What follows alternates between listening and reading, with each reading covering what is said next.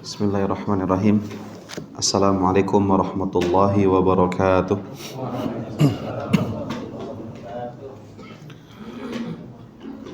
Alhamdulillahi rabbil alamin. Alhamdulillahilladzi hadana lihadza wa ma kunna linahtadiya laula an hadanallah. Asyhadu an la ilaha illallah wahdahu la syarika lah. Wa ashhadu anna nabiyyana wa habibana Muhammadan abduhu wa rasuluh alladzi la nabiyya wa la rasula ba'dah. Allahumma salli wa sallim wa barik wa zid wa an'im ala abdika wa rasulika wa khalilika nabiyyina Muhammadin wa ala alihi wa sahbihi wa man iktafa atharahu ila yaumil qiyamah. Faqala subhanahu wa ta'ala fi kitabihil karim, a'udzu billahi minasy syaithanir rajim. Ya ayyuhalladzina amanu taqullaha haqqa tuqatih wa la tamutunna illa wa antum muslimun. Allahumma 'allimna ma yanfa'una wanfa'na bima 'allamtana wa zidna ilma. Wa arinal haqqa haqqan warzuqna ittiba'ah wa arinal batila batilan warzuqna ijtinabah. Amma ba'd. Ikhwatal iman, hadirin hadirat Bapak Ibu rahimani wa rahimakumullah. Alhamdulillah, kembali kita memuji Allah, mengagungkan Allah Azza wa Jalla, serta mensucikan Allah dari semua kekurangan-kekurangan yang disandarkan kepadanya. Kita bersyukur kepadanya atas semua nikmat, hidayah dan rahmat yang Allah curahkan kepada kita hingga sampai saat ini. Allah Subhanahu wa ta'ala yang telah memberikan kepada kita kesehatan, keamanan, makanan, dan nikmat-nikmat yang lain. Dan nikmat yang paling besar yang harus disyukuri seorang manusia adalah ketika dimudahkan dia mendapatkan hidayah Islam, dia mentauhidkan Allah, karena itulah satu-satunya tiket seseorang masuk ke dalam surga. Yang mudah-mudahan keislamannya itu menghadirkan keimanan yang baik pada Allah Subhanahu wa ta'ala. Karena banyak orang-orang yang mengaku dirinya Islam, akan tetapi mereka tidak beramal. Mereka hanya sebatas mendapatkan hidayah Islam, akan tetapi tidak mendapatkan hidayah iman. Allah Subhanahu wa ta'ala menegur orang-orang Arab Badui ketika mereka mengatakan qalatil a'rabu amanna. Orang-orang Arab Badui mereka mengatakan, kami ini beriman. Qul, katakan wahai Muhammad, lam tu'minu, kalian itu belum beriman. Walakin qulu aslamna, akan tetapi katakanlah bahwa kalian hanya sebatas Islam. Maka setelah seseorang mendapatkan hidayah Islam, dia mengesahkan Allah, maka harus muncul keimanan, yaitu amal, banyak beramal, melaksanakan perintah-perintah Allah Subhanahu wa ta'ala. Salawat beriring salam semoga selalu tercurahkan kepada hamba dan kekasih Allah, Nabi kita, Nabi yang mulia, Nabi Muhammad sallallahu alaihi wasallam. Ikhwatal iman, hadirin hadirat rahimani wa rahimakumullah. Insyaallah di pertemuan kita hari ini, malam hari ini, tanggal 25 ya, Zulqa'dah 1445 Hijriah, kita berdoa kepada Allah, Allahumma inna nas'aluka ilman nafi'an wa rizqan thayyiban wa amalan mutaqabbalan. Ya Allah, kami memohon kepadamu supaya Engkau berkenan memberikan kepada kami ilmu yang bermanfaat, rizki yang baik, halalan thayyiban, dan juga amalan yang diterima. Kita akan melanjutkan pembahasan kitab kita, kajian rutin kita Sirah Nabawiyah dengan kitab Ar-Rahiqul Makhtum.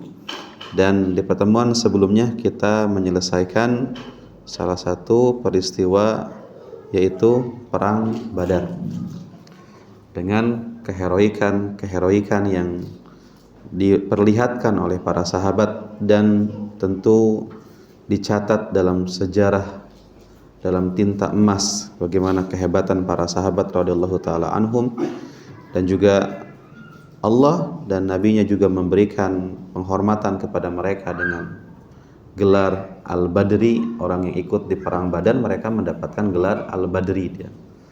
Adapun di perang-perang yang lain tidak mendapatkan gelar misalnya Al-Uhudi, Al-Khandaqi misalnya, enggak, hanya di perang Badar. Bahkan ketika malaikat Jibril bertanya kepada Nabi Muhammad SAW, bagaimana pendapatmu tentang pasukan Badar, wahai Nabi Muhammad? Maka Nabi mengatakan, merekalah orang-orang terbaik kami. Maka malaikat Jibril pun mengatakan, begitu juga dengan malaikat yang turun di perang tersebut juga adalah malaikat-malaikat terbaik yang ada. Nah, setelah Rasulullah SAW diberikan rizki oleh Allah dengan kemenangan, karena segala sesuatunya adalah nikmat dari Allah Subhanahu wa taala, maka Nabi pun mengkabarkan kabar gembira itu kepada masyarakat Madinah. Dan ketika itu ketika Rasulullah SAW mengutus sahabat Abdullah bin Rawahah dan Zaid bin Harithah dengan untanya Nabi. Siapa namanya? Qaswa ya. Jadi dengan untanya Nabi datang ke Madinah, dan ketika itu Usamah bin Zaid, anak dari Zaid bin Harithah, ketika itu dengan Utsman bin Affan sedang disibukkan dengan pemakaman putri Nabi SAW, Ruqayyah. Jadi di satu sisi Nabi SAW mendapatkan kemenangan di perang Badar ini, tapi ketika pulang ternyata Nabi SAW kehilangan putrinya. Takdir Allah Subhanahu Wa Taala. Kira-kira posisi Bapak kalau di posisi Nabi SAW bagaimana Pak? Ketika perang ini adalah kepentingan masyarakat umum, ternyata menang, diberikan kemenangan. Pas pulang ke rumah ternyata salah satu putrinya yang tercinta, Ruqayyah, dan istrinya Utsman bin Affan ternyata telah meninggal dunia.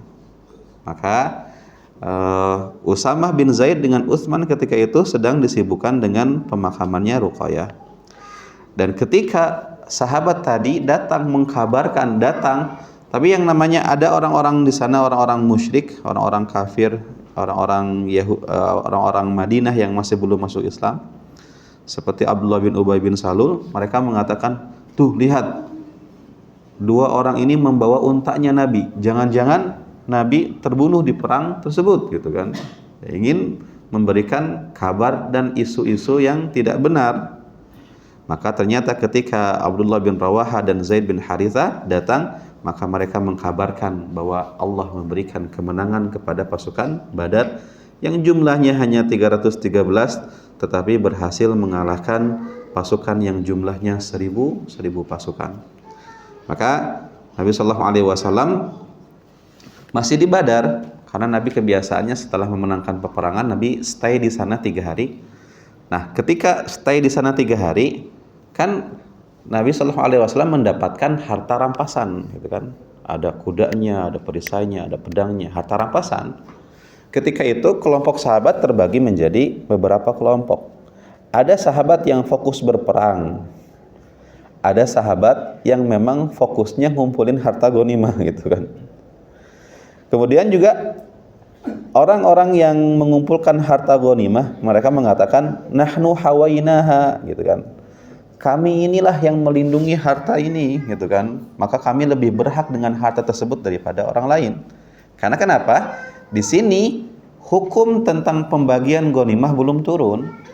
Jadi ini perang pertama, bukan perang pertama, sebetulnya ada perang-perang sebelumnya, cuman inilah perang besar pertama.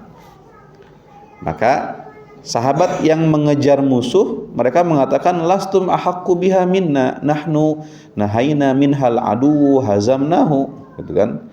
Mereka mengatakan kami juga berhak. Kenapa? Kamilah yang mengalahkan musuh, gitu kan. Kalian yang melindungi ghanimah, kami yang mengalahkan musuh dan mengusir mereka. Kemudian orang-orang yang di samping Nabi kan ada orang-orang yang melindungi Nabi, kan berada barikade melindungi Nabi SAW.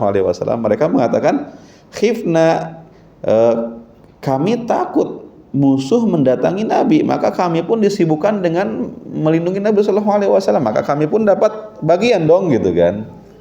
Istilahnya disinilah ada bukan apa ya Pak, bukan cekcok, ini bukan cekcok, tetapi ini adalah silang pendapat kan. Bedakan antara cekcok dengan silang pendapat. Kadang para sahabat itu mereka berbeda pendapat, tetapi ketika ditetapkan satu hal mereka sudah nerima. Kalau kita mau cekcok gak selesai-selesai gitu kan. Jadi tidak ada aturannya ketika seseorang berdebat mencari satu keputusan, ketika sudah didapatkan satu keputusan final, maka para sahabat itu nerima sudah. Dan para sahabat ini ada benarnya juga kan.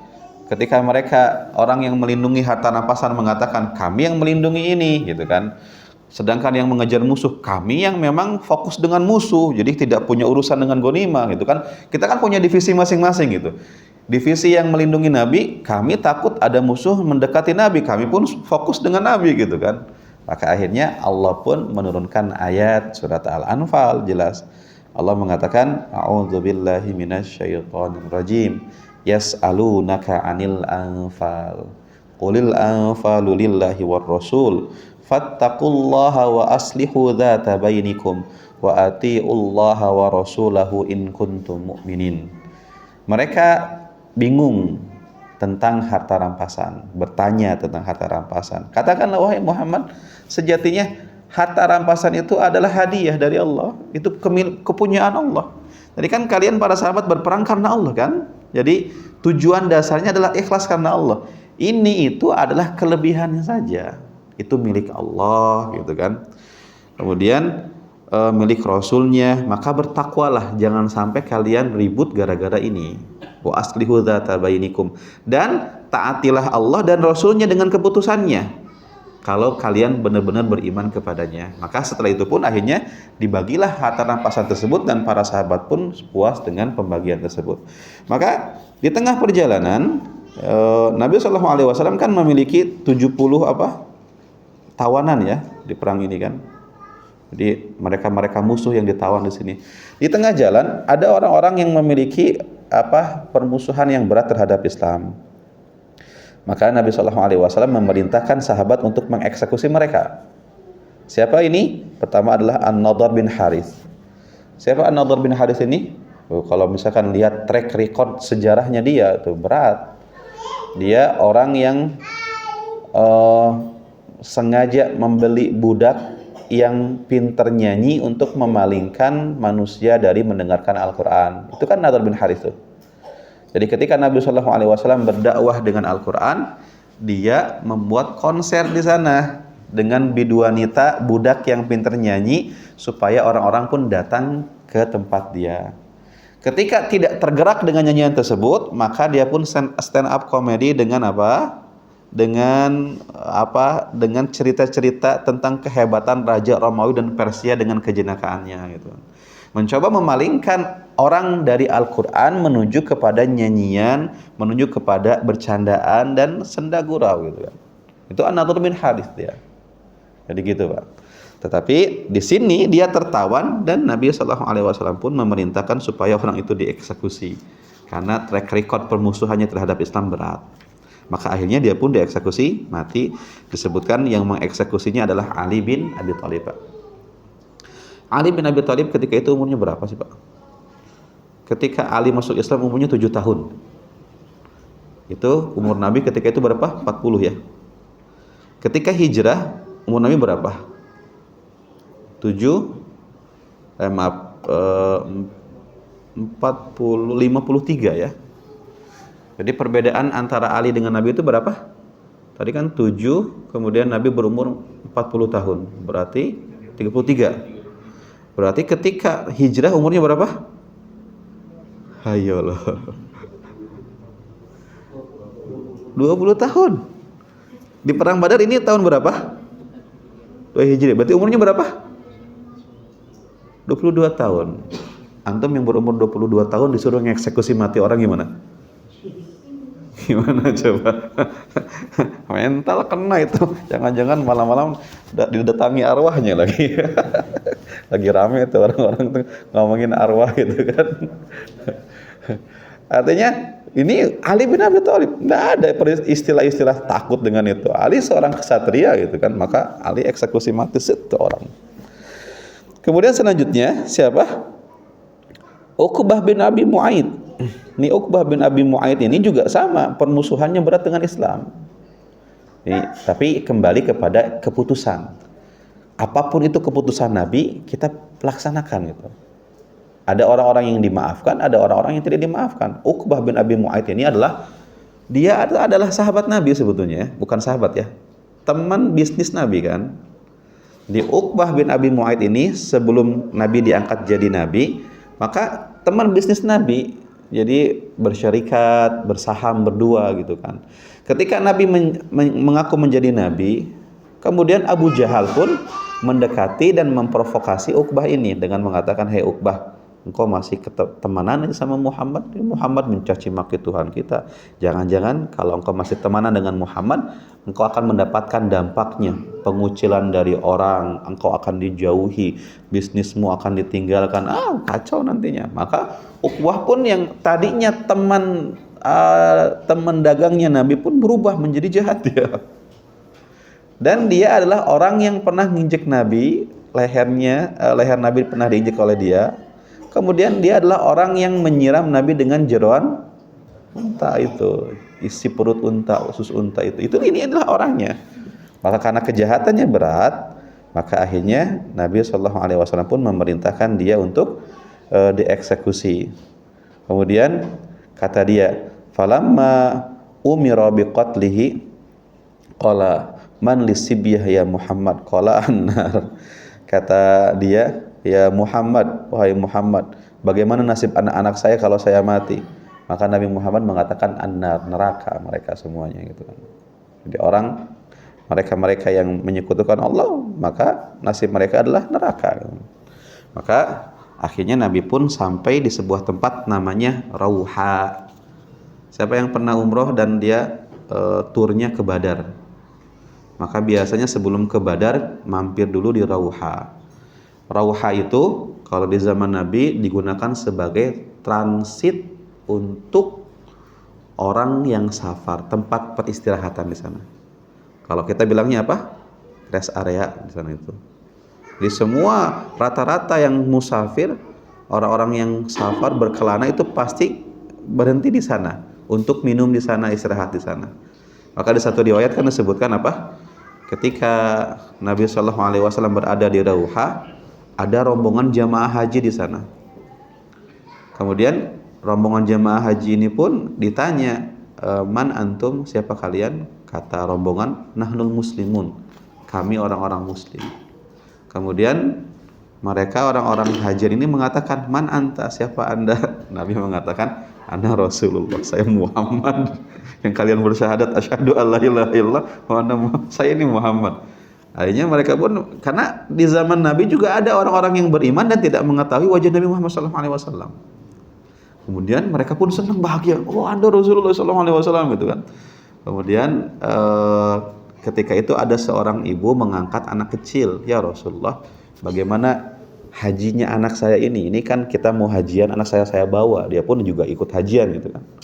Maka Nabi mengatakan, nah, hajinya sah, walaki ajrun, engkau punya pahalanya. Jadi umroh dan hajinya anak kecil secara hukum sah, berpahala. Tetapi hajinya dia tidak menggugurkan kewajiban. Sehingga nanti kalau sudah dewasa tetap masih wajib haji. Karena hajinya, syarat sah haji itu apa? Islam, baligh, berakal. Jadi kalau ada orang yang belum balik, dia hajian, dia umrohan, secara hukum sah dan berpahala, tapi tidak menggugurkan kewajiban dia gitu. Nah, jadi Rauha adalah transit orang-orang yang melakukan safar. Nah, ketika Nabi SAW di Rauha, akhirnya ada orang-orang yang datang mengurumuni Nabi dan mengucapkan selamat gitu kan. Mereka mengucapkan selamat ya Rasulullah, Anda berhasil mengalahkan mereka. Kemudian salah satu sahabat namanya Salamah ibnu Salamah, ya, luar biasa namanya Salamah ibnu Salamah. Jadi Salamah itu laki-laki atau perempuan? Laki-laki. Yang nama Salamah itu nama laki-laki itu. Salamah ibnu Salamah. Salamah anak dari Salamah gitu. Jadi anak dan bapak sama namanya sama gitu. Kalau di zaman kita ada gak yang seperti itu, Pak? biasanya nama ujungnya gitu kan. Misalnya saya namanya Maktum, anak saya namanya Syahla Zahira Maktum, ujungnya doang yang diambil gitu kan. Ya, itu orang masing-masing punya gaya masing-masing gitu. Maka dia mengatakan, kalian mengucapkan selamat untuk apa sih katanya. Sombong nih, agak sombong nih sahabat nih. Kemudian fa wallahi demi Allah in lakina illa ajaizul an kalbudnil muaqqalati fanaharna. Kalian ngucapin selamat apa? Demi Allah, yang kita hadapi ini adalah orang-orang sepuh, sama seperti unta yang diikat yang kita sembelih gitu kan. Jadi seakan-akan mereka itu nyerahin kepala-kepala mereka. Kalau ngucapin selamat ketika perangnya melawan yang hebat-hebat gitu. Ini mah perangnya ngelawan orang tua yang tinggal kita tebas-tebas aja gitu kan. Maka Nabi sallallahu alaihi wasallam tersenyum melihat ucapan sahabat ini. Maka Nabi mengatakan, dia ibna akhi, wahai saudaraku, ulaikal mala, yang kalian sembelih itu, yang kalian kalahkan itu adalah mereka pemimpin orang-orang Quraisy gitu kan. Jadi Nabi mengatakan, enggak, yang kalian sembelih itu, yang kalian kalahkan itu bukan orang-orang sembarangan, itu orang-orang hebat gitu kan. Tapi karena izin, karena nikmat dari Allah, karena bantuan dari Allah, kalian bisa mengalahkan mereka. Kemudian seorang sahabat namanya Usaid bin Hudair. Masih ingat siapa Usaid ini? Usaid bin Hudair adalah salah satu pemimpin Ansar yang ketika Mus'ab bin Umair berdakwah pertama kali di Madinah, ketika itu kan dicegat oleh dua pemimpin, Sa'ad bin Mu'ad, Usaid bin Hudair. Tapi karena kecerdikan Mus'ab bin Umair pun akhirnya dua pemimpin Ansar ini pun ternyata menyatakan keislamannya, Sa'ad bin Mu'ad dan Usaid bin Hudair. Sa'ad bin Mu'ad ikut perang, tapi Usaid bin Hudair nggak ikut perang, gitu kan. Maka Usaid bin Hudair ini seorang yang memiliki bacaan Quran yang bagus ya, yang disebutkan dalam hadis Bukhari, ketika Usaid ini membaca Al-Baqarah kan dengan tilawahnya, maka kudanya meringkik kan, gitu. Maka ketika Usaid pun keluar, ternyata kudanya berhenti, terdiam kembali, maka masuk lagi, baca lagi Al-Baqarah, meringkik lagi, kedua kali, ketiga kali. Ternyata yang ketiga kalinya, ketika keluar beliau melihat cahaya putih yang naik terbang ke atas langit dan membentuk seperti payung yang menaungi rumahnya. Kalau kita di posisi beliau mungkin wallahu alam gemetar atau takut atau gimana gitu. Tapi ketika itu pagi harinya beliau mengatakan kepada Nabi, ya Rasulullah, tadi malam ada kejadian gini. Nabi mengatakan itu adalah malaikat-malaikat. Kalau engkau selesaikan Al-Baqarahmu sampai selesai tanpa mempedulikan itu, saya jamin penduduk Madinah yang keluar dari rumahnya di malam tersebut bisa melihat malaikat-malaikat Allah Subhanahu wa taala. Jadi betul hadis Nabi mengatakan apa? Al-mahiru bil Quran, orang yang mahir membaca Al-Quran, ma'as safaratil kiramil bararah, akan bersama selalu malaikat-malaikat yang mulia. Itulah. Jadi orang yang dekat dengan Al-Quran adalah orang yang dekat dengan para malaikat. Sehingga mereka yang dekat dengan malaikat, mereka adalah yang dilindungi malaikat dan ditakuti oleh para setan dan jin, Pak.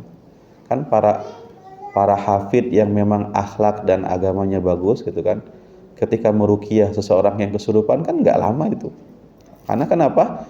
Punya aura yang memang ditakuti oleh para jin itu. Nah, maka Usaid bin Hudair pun datang kepada Nabi dan mengatakan, ya Rasulullah, wahai Rasulullah, alhamdulillahilladzi adfaraka, segala puji bagi Allah yang telah memenangkan peperanganmu.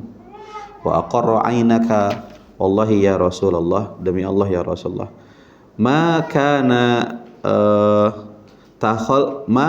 takhallufi an badrin, ketidakhadiranku di perang Badar ini, aku tidak hadir karena aku menyangka annaka adzunnu annaka talqa aduwan, karena saya tidak mengira Anda akan bertemu dengan musuh gitu kan. Walakin dhanantu annaha 'ir, akan tetapi saya mengira bahwa Anda itu keluar karena akan mencegat kafilah dagang gitu kan. Maka saya tidak ikut berperang. Walau dhanantu annahu aduun ma takhallaftu, demi Allah jika seandainya saya tahu itu musuh akan perang, maka saya akan ikut. Faqala Rasulullah sallallahu alaihi wasallam, maka Nabi pun menimpal, sadaqta, benar engkau. Karena memang ketika kita berangkat pun juga tujuannya bukan ingin berperang, tapi ingin mencegat kafilah. Dan Nabi pun tidak mencela orang-orang yang tidak ikut perang Badar, gitu kan.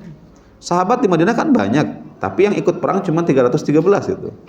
Sehingga yang tidak hadir di perang Badar ini pun tidak mendapatkan hukuman ataupun celaan dari Nabi. Beda dengan perang-perang yang lain.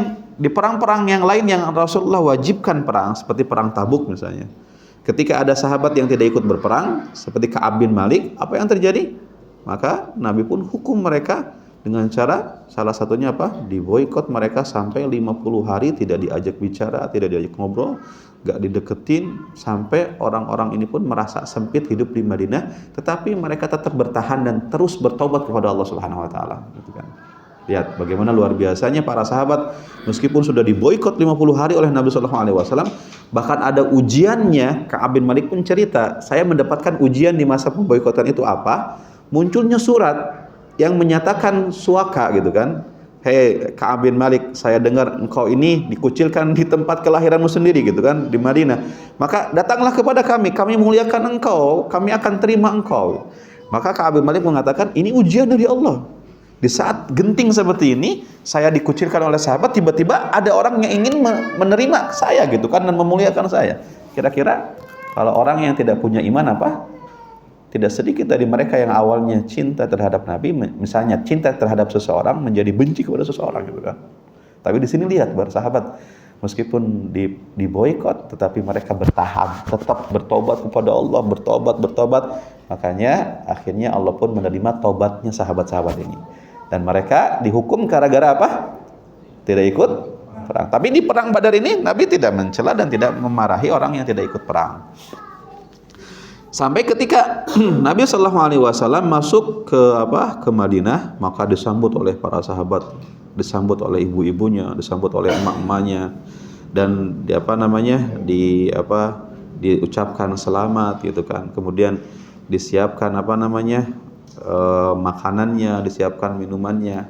Ketika Nabi Shallallahu Alaihi Wasallam membawa tawanan 70 orang itu, Nabi pun memberikan wasiat kepada para sahabat dengan apa? Perlakukan mereka dengan baik, dengan mulia. Meskipun mereka musuh, meskipun mereka tawanan, jangan sampai disakiti, didolimi, gitu kan. Tapi perlakukan dia dengan baik. Lihat bagaimana Islam. Sampai kalau ada seseorang yang menegakkan keislamannya, maka orang-orang akan menikmati dan akan senang dengan agama kita.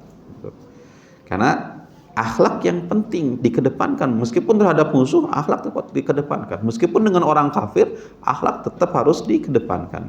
Tidak sedikit orang-orang kafir yang masuk Islam melihat akhlak seorang muslim. Bukannya katanya dahulu kita Indonesia Islam datang dibawa dengan siapa? Para pedagang. Para pedagang itu menunjukkan akhlak. Di saat ketika itu rakyat yang ada di negeri kita, di Indonesia ini, diperlakukan dengan zalim oleh seseorang, oleh kerajaannya, oleh lain sebagainya, muncullah para pedagang ini membawa akhlak. Mereka senang dengan Islam gara-gara apanya? Akhlaknya terlebih dahulu. Ya, seorang ulama namanya Hasan Al-Basri punya tetangga Yahudi. Qadarullah, ada ketidaknyamanan, jadi si talang air tetangga Yahudinya ini masuk dan bikin bau rumahnya Hasan Al-Basri. Artinya pipa saluran bikin. Kalau di kita ya, ada orang lagi renovasi rumah, kadang tidak sedikit menyakiti tetangganya dengan cipratannya lah, dengan apanya, kayaknya mereka cuek aja, enggak peduli gitu. Ya akhlaknya mana gitu kan. Maka akhirnya si Yahudi ini pun suatu saat berkunjung ke rumah Hasan Al-Basri. Sering berkunjung lah meskipun dia kafir. Kemudian ketika dia melihat ada tetesan air, dari mana ini? Kata Hasan, dari rumahmu. Loh, kok nggak bilang gitu kan? Sudah berapa hari? Disebutkan sudah berapa minggu ini kayak gini katanya. Akhirnya karena lihat, nggak ada mukanya marah, gitu kan? Nggak ada mukanya masam, tapi tetap menyambut dengan senyum, gitu kan? Melihat akhlak yang seperti ini, maka si Yahudi ini pun masuk Islam.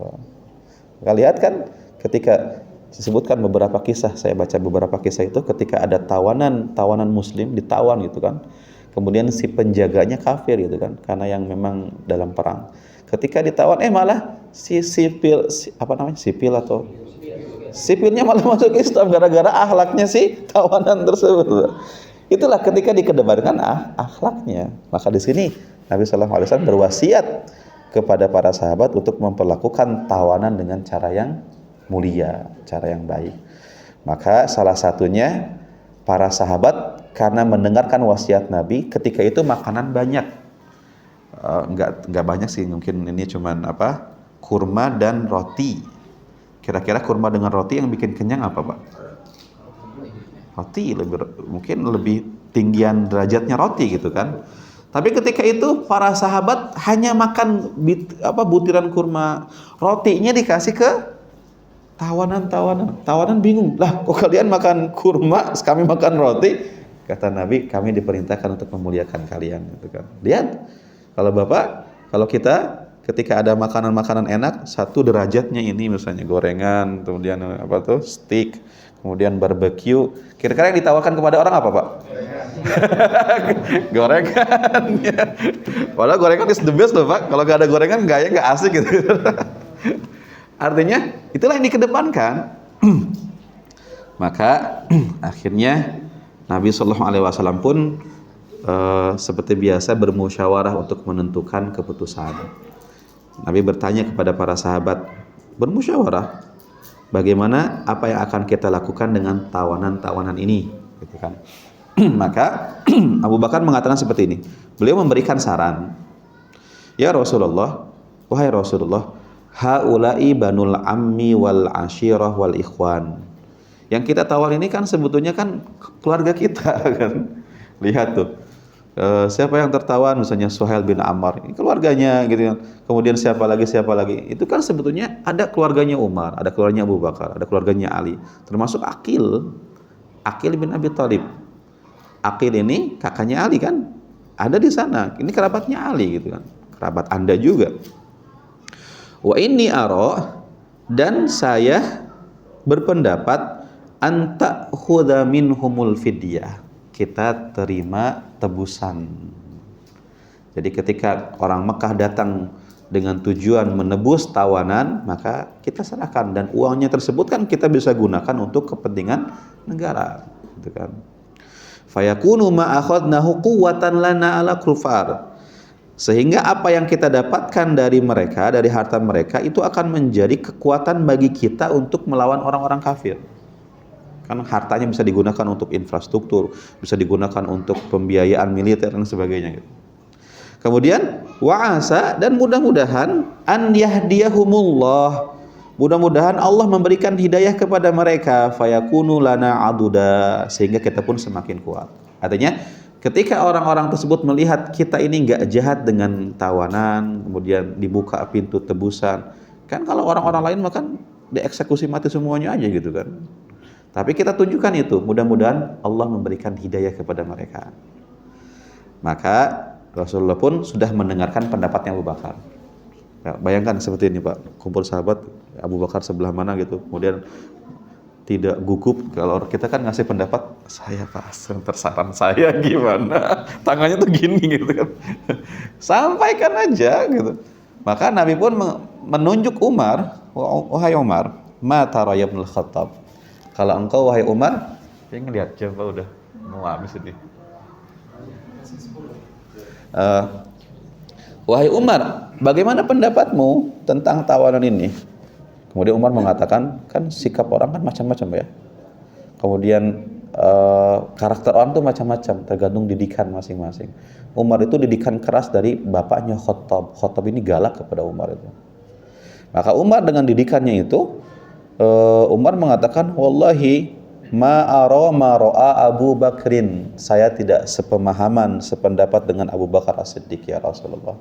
Kalau Anda tanya sih, kenapa? Walakinni, akan tetapi pendapat saya, antum kinani min fulan fa'adribu unuqahu, berikan seseorang yang punya kedekatan dengan saya, keluarga saya, ada yang tertawan dari keluarga saya, berikan kepada saya.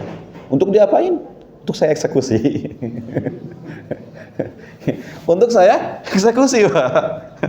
Jadi mana mungkin ada pamannya Umar, karena kan di perang Badar ternyata ada pamannya Umar yang Umar bunuh itu, gitu kan. Jadi nggak ada istilahnya loyalitas terhadap orang kafir di zaman itu karena masa-masa perang, gitu kan.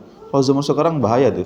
Kalau Bapak mengambil hukum secara buta dari saya misalnya, jadi tidak ada loyalitas antara apa namanya seorang muslim dan kafir. Gimana kalau ada anak muslim bapaknya kafir tiba-tiba dibunuh sama anaknya? Ustaz Maktum yang bilang la haula wala quwata illa billah gitu.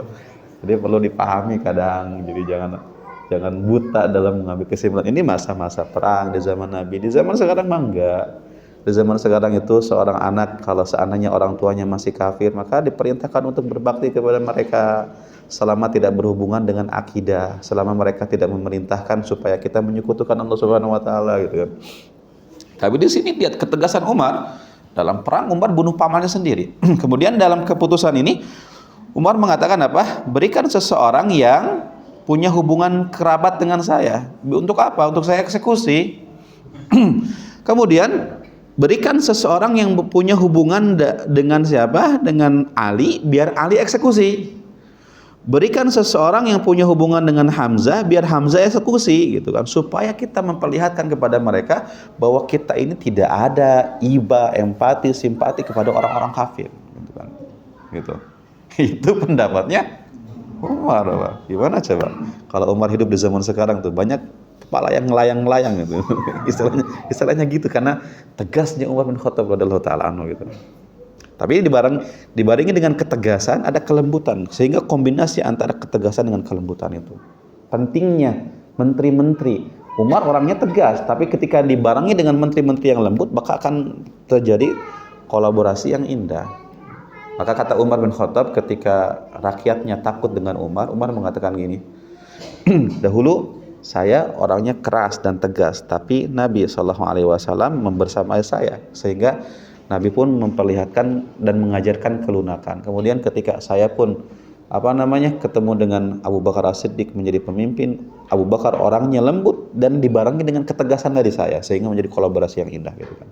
Nah, ketika Umar menjadi pemimpin, maka di sana masih ada Utsman, masih ada sahabat-sahabat yang lain. Maka pentingnya menteri-menteri yang bisa membantu pemimpinnya. Umar pernah didatangi oleh seseorang yang protes sama Umar. Umar, engkau tuh nggak adil orangnya. Engkau tuh ini. Umar langsung marah gitu kan. Tiba-tiba menterinya mengatakan, Umar, ingat perkataan Allah, khudil afwa wa'mur bil ma'ruf, gitu kan. Maafkanlah orang-orang, wahai Umar. Maka Umar yang marah ketika itu tiba-tiba tuh langsung berhenti lagi. Karena dinasihati oleh menterinya dengan Al-Qur'an. Umar kalau dinasihati dengan Al-Qur'an udah diam dia. Gitu. Itulah hebatnya para sahabat. Artinya manusiawi orang marah ketika diprotes, padahal Umar sudah berusaha untuk menjadi seorang yang adil, tiba-tiba masih ada orang yang mengatakan, kok enggak adil Umar sebagai khalifah gitu kan. Nah, jadi Umar bin Khattab pendapatnya seperti itu. Jadi lebih tegas. Tapi Nabi SAW sebagai pemimpin rapat lebih condong dengan pendapatnya Abu Bakar As-Siddiq.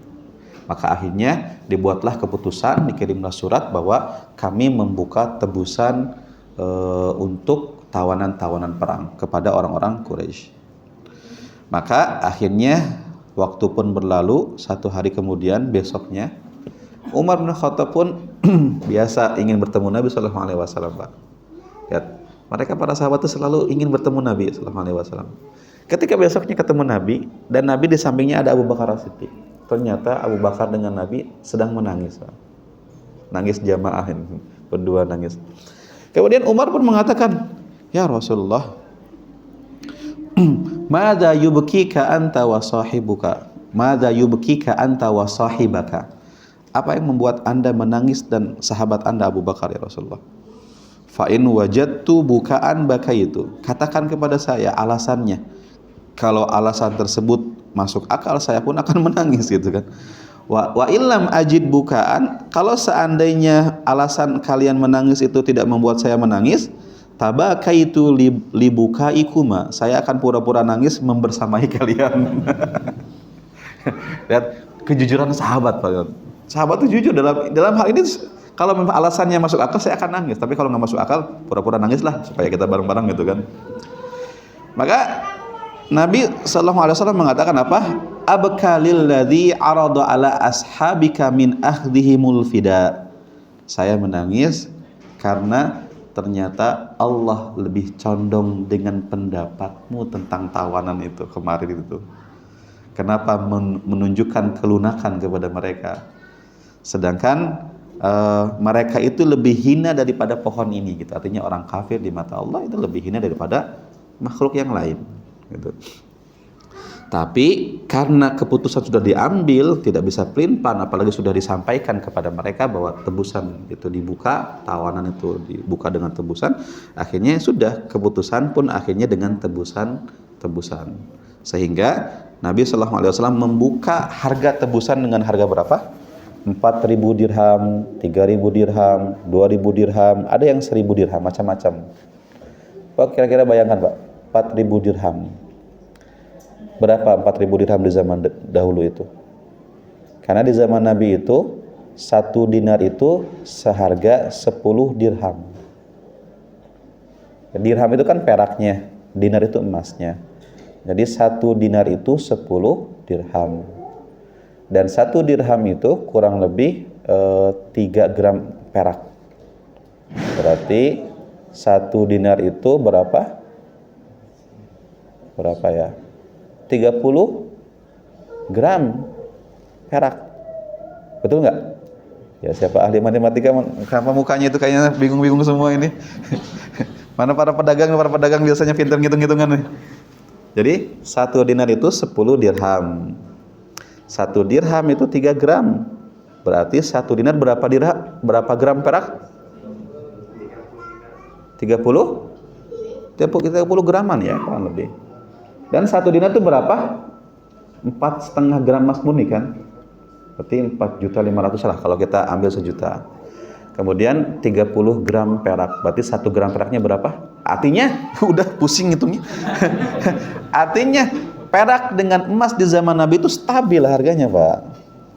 Menyamai. Tapi kalau di zaman sekarang yalah, jauh. 1 gram emas itu 1.200.000 itu antam itu. Kalau perak antam 1 gramnya berapa? 13.000 itu. Jauh itu. Jangan jauh. Makanya para ulama khilaf sampai kalau zakat mal, tabungan seseorang itu larinya ke hitungan mana? Perak atau emas? Karena kalau perak kan nisabnya kan 595 gram. Kalau misalkan dikali 10.000 berarti kurang lebih orang dianggap kaya sudah punya tabungan 7 juta. Tapi kan kalau emas 85 gram dikonversikan dengan uang di zaman kita berapa? 100 juta. Di antara 100 juta dengan 7 juta mana orang yang disebut kaya? Orang yang punya tabungan 100 juta. Maka ada khilaf para ulama. Dilarikan kemana tabungan itu? Dilarikan ke zakat perak atau ke zakat emas? Wallahu alam. Ada yang mengambil perak karena kehati-hatian, ada yang mengambil emas karena memang emas lebih stabil harganya gitu. Dan tadi perbandingannya antara orang yang 3 juta, 6 juta atau 7 juta dengan orang yang 100 juta, yang disebut orang kaya, orang yang punya tabungan berapa itu? Wallahu a'lam bishawab. Kita akhiri dulu, nanti kita lanjutkan. Tetapi bihadza, wassalamualaikum warahmatullahi wabarakatuh.